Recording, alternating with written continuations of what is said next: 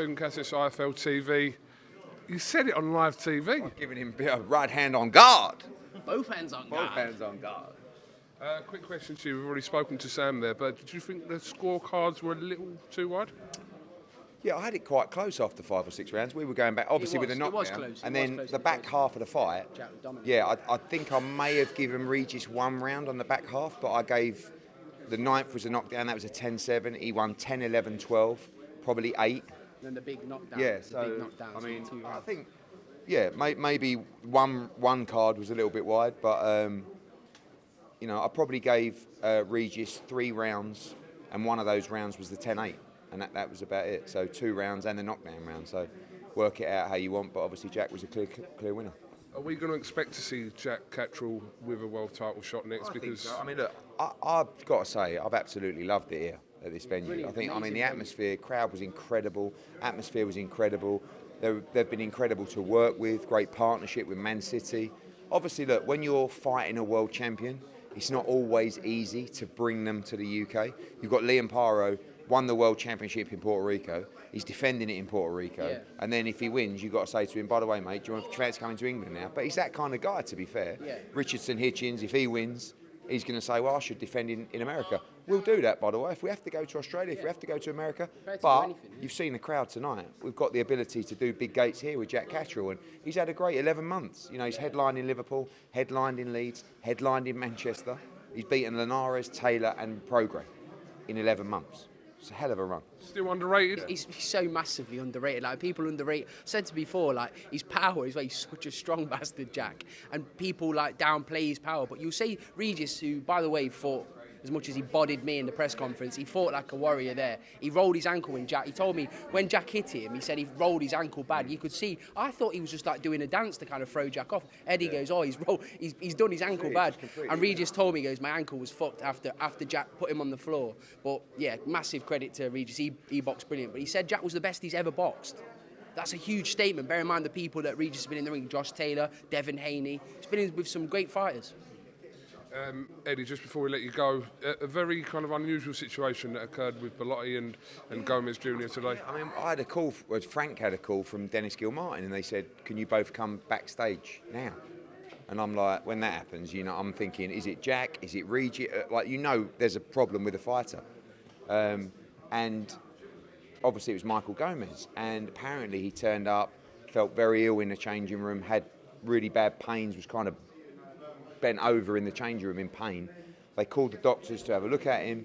They did some analysis, they did a urine analysis, and from the results, they ruled him out. They said he can't possibly fight. How did they do a piss test so quickly? I don't know. Like, it takes surely 24 hours to do a piss test. For white blood cells and, like, apparently a urine analysis, not for drug, not for PEDs. Yeah, okay. Just for white blood cells and infection. Like they said he had an infection. Reece Bellotti's fuming. He thinks that he's thrown the fight. To be honest with you, very unusual to duck out of a fight an hour before. Like, you've done the camp, you've made weight, you've made your way to the venue. Yeah, of course. But you know, Reece has obviously had a long camp. He hasn't fought, so you know he'll get another fight day ASAP, and then we'll have to see what happens. Bit of a weird one, but does Bellotti get compensated in any way for this? I mean, there's no rule in terms of, obviously he hasn't fought, but you know he'll be looked after, and he'll get another fight day ASAP. For Gomez, obviously not. You know, he's pulled out of a fight and. You know, it's a nightmare situation for him and Reece, in all honesty, and I was looking forward to it. So we'll see what happens. Maybe it happens down the line. Word on Campbell Hatton? Yeah, look, you know, I thought he lost 6-4, and some people thought he won the fight. Ricky and some of the corner team thought he won. I told them honestly, my view. You know, I'm not going to lie. I thought that he won the first half of the fight 3-2, and he lost the second half of the fight 4-1. But you know, it's a fight that can go either way. I don't think the performance was good enough, if I'm honest, but that could be Campbell's level. And if that is Campbell's level, every time he's fought, he's shown unbelievable heart, great bottle, and given us a great entertainment. So if you're not going to go on and be British and European level, at least you're in entertaining fights and you're giving 110%. And he's a good kid. So now he's got to reflect on the loss, speak to his dad, speak to the training team. But it's a tough road back from here. But he's still a young man. Even if he won, they'd have given him stick. He's been given stick since he turned pro. He really needs, in my opinion now, you kind of got to take a little step back and not, it's hard to like redevelop, but you probably got to go and have a couple of 8-rounders, But the question is, are you going to improve and to what level? And if you're happy to fight at that level, you can still have a career. I mean, there's a lot of fighters that operate at, Campbell Hatton has proved to be area and English title level. I think that's a fair assessment. Yeah. It's no disgrace, but how are you going to get beyond that level? You're not going to do it coming back just taking 50-50s on TV all the time. So he's got to sit down, and the difficulty is he's a young man.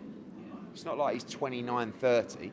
He's still got He deserves legs the chance. in the Like, game. even if he doesn't, like he said, compete at like a European level or whatever, if that's his level and he wants to continue boxing, just fucking let him. Fucking let him. He's in entertaining fights. But listen, I felt for him. We all thought he won in there. Honestly, we all thought he won. We had the volume off, but then lots of people came in. You came in, Kerry, and everyone. They had it. People saw it otherwise. So I don't know. Very last one. Is there any more movement on February 22nd? No, Will we hear next week? probably not, but soon.